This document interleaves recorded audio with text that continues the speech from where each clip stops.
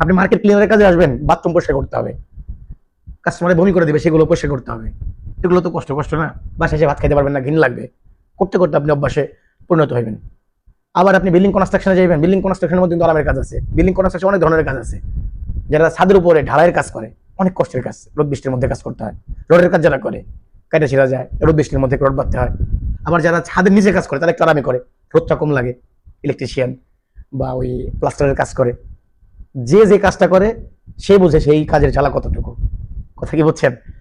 আবার আপনি যদি পাম বাগানে আসেন, পাম বাগানে কিন্তু প্রচুর হার্ড কাজ। আবার পাম বাগানে যারা টিকে গেছে তারা পাম বাগান থেকে আসবে না, কারণ হিউজ একটা টাকা। ভাষা বুঝছে, কাজ বুঝছে, ছাপে নিয়ে নিছে। একটা ফল কাটলে 50 পয়সা, আনুমানিক আর কি বললাম আমি, 50 পয়সা, 60 পয়সা বা 1 রিঙ্গিত, এক এক জায়গায় এরকম দেয় আর কি। তো এরকম যারা কাজ ছাপে নিয়ে নিছে ওরা বেসিকের চিন্তা করে না। মাস গেলে 7,000 রিঙ্গিত ওই পাম বাগান থেকে ইনকাম করতেছে। দিনে 4-5 ঘন্টা কাম, বাদ বাকিটা খেলতেছে, ঘুরতেছে, ফিরতেছে, যতটুকু কাজ কাজই। এখন আপনি যদি ওই যে 5,000 কামাইতেছে, 7,000 কামাইতেছে, তার দিকে ফোকাস দিয়ে বসে থাকেন যে ও 5,000 কামাইতেছে আমি পারবো, এটা তো ভুল ধারণা। সে একদিন ওই জায়গায় যায় নাই, সময় লাগছে। পাম বাগানে কিন্তু মানুষ কাজ করতে চায় না। আপনি যদি বেসিকে পাম বাগানে কাজে যান, 15 দিন পরে পলাইবেন, মানে গ্যারান্টি সহকারে। কিন্তু যারা টিকে গেছে, ধরে ধরে রয়ে গেছে, পাম বাগানের কাজ হার্ড, এটা সত্য। ওই যে বললেন কোন কাজটা ভাই আরাম বা কোন কাজটা ভালো হতে পারে, পরামর্শ দেন। কথাগুলো বলতেছি বুঝেন। পাম বাগানের মধ্যে সাপের ভয়, বাঘের ভয়, জঙ্গলি যে পশু পাখি আছে সেগুলোর ভয় থাকে, জোক লাগার ভয় থাকে। তাই বলে কি পাম বাগানে মানুষ কাজ করতেছে না? করতেছে। এমন লোক আছে পাম বাগানে 8-10 হাজার রিঙ্গিত মাসে ইনকাম করে। কারণ তার দেখায় দেখায় যদি আপনি লোভে পড়ে আসেন তাহলে আপনি মারা খাইবেন। কারণ বেসিক সব খাতেই 1700 রিঙ্গিত। পাম বাগানে 1700, বিল্ডিং কনস্ট্রাকশনে 1700, সুপার মার্কেটে 1700, রেস্টুরেন্টে 1700। এখন ডিপেন্ড করে কোম্পানির উপরে। কিছু কিছু কোম্পানি আছে বেসিক ফলো করে না, বেসিকের চাইতে হাই বেসিক দিয়ে লোক রাখছে, কারণ তাদের লোকের প্রয়োজন বা লোকগুলা কাজে দক্ষ।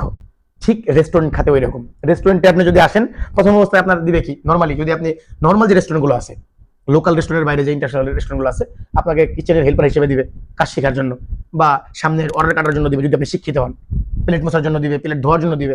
যখন আপনি আস্তে আস্তে কাজ শিখবেন, হয় আপনার শেফের কাজ শিখেন বা ওই পানি যে বানায় নানান ধরনের পানিগুলো বানানো শিখেন, চা কফি এগুলো বানানো শিখবেন, সেই সময় আপনার একটা স্যালারি কিন্তু নির্ধারণ করবে।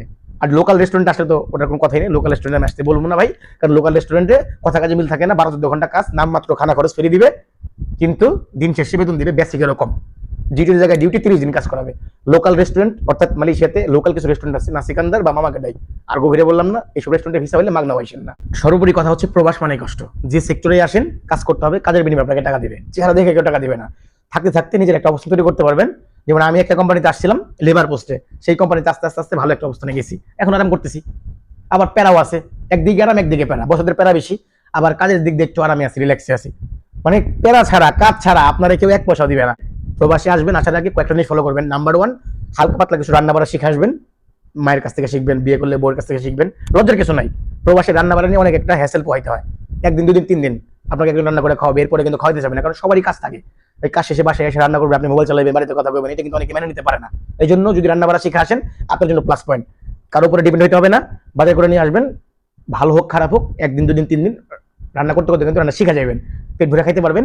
পেট ভরে খাইতে পারলে শরীরে এনার্জি আসবে, ঘুম ভালো হবে, কাঁধে সেটে গিয়ে কারো পিছিয়ে পড়বেন না, ধুমাইয়া কাজ করবেন, মাসে সেদিন কিন্তু লাভিনে পকেটে ভরবেন। দ্বিতীয়ত মেন্টালি ঠিক করবেন। প্রবাসে আসলে অনেক ধরনের কথা সহ্য করতে হবে।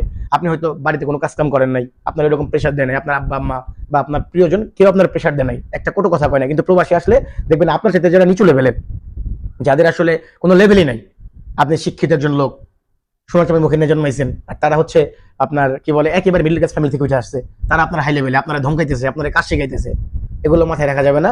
হাসি মুখে সেগুলো মেনে নিতে হবে। আস্তে আস্তে নিজের অবস্থান তৈরি করতে হবে। কারণ যে লোকটা আপনারা ধমকাইতেছে, যারা আপনি মিডল ক্লাস ভাবতেছেন, সে 1 দিন হয় নাই, 2 দিন হয় নাই, বছরের পর বছর শ্রম দিয়ে তার একটা অবস্থান তৈরি করছে। এই জন্যই সে আপনাকে ধমকানোর অধিকার রাখতেছে। এটা মাথায় রাখবেন। তারা সম্মান দিবেন, সম্মান দিলে সম্মান অবশ্যই পাইবেন। দিন শেষে আপনিও একদিন ভালো জায়গায় যেতে পারবেন। তৃতীয়ত, প্রবাসী মাটিতে সবার সাথে সুন্দর সম্পর্ক রাখার চেষ্টা করবেন। বিপদ আপদ বলে আসে না, কারোর সাথে যত রাগী হোক, অভিমানী হোক, ঝগড়াঝাটি জড়াবেন না, কারো গায়ে হাত তুলবেন না, এটা দণ্ডনীয় অপরাধ। আমরা যেহেতু প্রবাসী, আমাদের জন্য আরো বড় অপরাধ, কারণ এখানে আমাদের কারো পরিবার নাই।